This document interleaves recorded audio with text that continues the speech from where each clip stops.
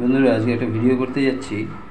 এই যে নাম দেখছেন বাচ্চু হালদার, 55 বছর বয়স, নারকেলডাঙ্গা, কলকাতা 11 থেকে আমার কাছে এসেছিলো। ওনার প্রবলেম হচ্ছে সারা গায়ে রিংওয়ার্ম, দাঁত বা চুলকানি, এই যে allergy dermatitis all over body since 2 years, 2 বছর ধরে এরকম চলছে। প্রচুর মলম লাগিয়েছে, কিন্তু মলম লাগালে কমে, আবার হয়। ইচিং ফলোস ব্লিডিং অ্যান্ড বার্নিং, খুব চুলকালে জ্বালা করে এবং রক্ত পড়ে। এটা কখন বেশি হয়? রাতে বেশি হয়, বেড টাইমে, রাত্রে বিছানায় গেলে বেশি হয়, সোয়েট ঘামে বেশি হয়, সানহিটে বেশি হয়, সামারে বেশি হয়। তাহলে এই দেখলে দেখুন, একটা আমাদের এইটুকু দেখে মনে আসতে পারে যে পেশেন্ট সালফারের না, তো সারা গায়ে চুলকানি, রাত্রে বেশি, বিছানায় গেলে বেশি, ঘামে বেশি। আবার এরকম মনে হতে পারে যে রাত্রে বেশি, ঘামে বেশি, বিছানায় গেলে বেশি, তাহলে মার্শালও হতে পারে।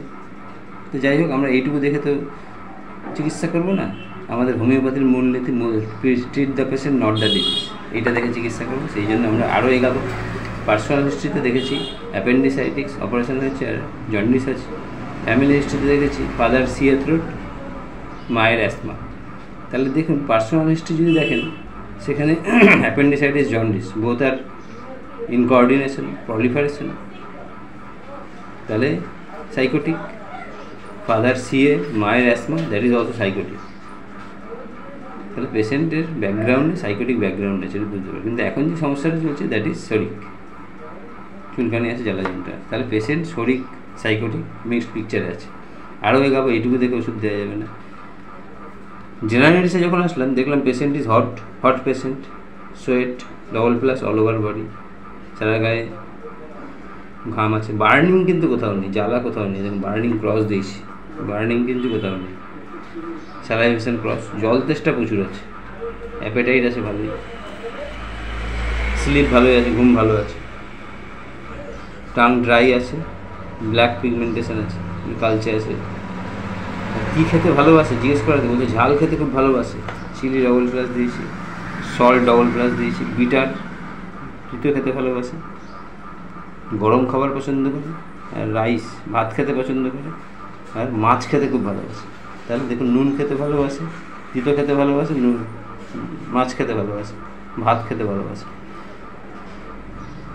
চারটেই কিন্তু আমরা কমন সল্টে ন্যাট্রামিউরেট পাচ্ছি। নুন খেতে পছন্দ, তিতো খেতে পছন্দ, মাছ খেতে পছন্দ, আর ভাত খেতে পছন্দ। Aversion to sour and sweet, টক খেতে, মিষ্টি খেতে অপছন্দ। ঠিক আছে। স্নান করতে কেমন লাগাতে? বেদিং ডবল প্লাস, স্নান করতে খুব পছন্দ, দিনে 2-3 স্নান করে। ক্যান নট স্টার, বলছে না খেতে খেতে সকালে কিছু খেতেই হয় না, টিফিন গিয়ে করে 11টা-12টায়, না খেয়ে থাকলে কোনো অসুবিধা নেই। ক্যান স্টারভিং, না খেয়ে থাকতে পারে, না খেয়ে থাকলে কোনো অসুবিধা নেই। আর ইনটলারেন্স সানহিট, রোদে গেলে সব কষ্ট, এই ইনটলারেন্স সানহিট, রোদে গেলে সব কষ্ট। মাইন্ডে ইরিটেবল আছে, ডিস্ট্রাকটিভ নেচার আছে, খুব রাগ, একটুতে রাগ কমে না, রেগে গেলে ভেঙে চুরে ফেলে, একটুতে কান্না পায়, ইমোশনাল আছে। আর হারিট, যে কোনো কাজকর্ম তাড়াহুড়ো করে করতে পছন্দ। সিম্প্যাথেটিক আছে, অন্যের প্রতি দয়ামায়া, বলছে যে দয়ামায়ার জন্যই মরলাম। আর সেন্টিমেন্টাল খুব আছে। তাহলে দেখুন, পেশেন্ট একটা যে প্রবলেমে ভুগছে, শরিক প্রবলেম, কিন্তু পেশেন্টের ব্যাকগ্রাউন্ডে আমি সাইকোটিক পেয়েছি, নিজের ব্যাকগ্রাউন্ডে।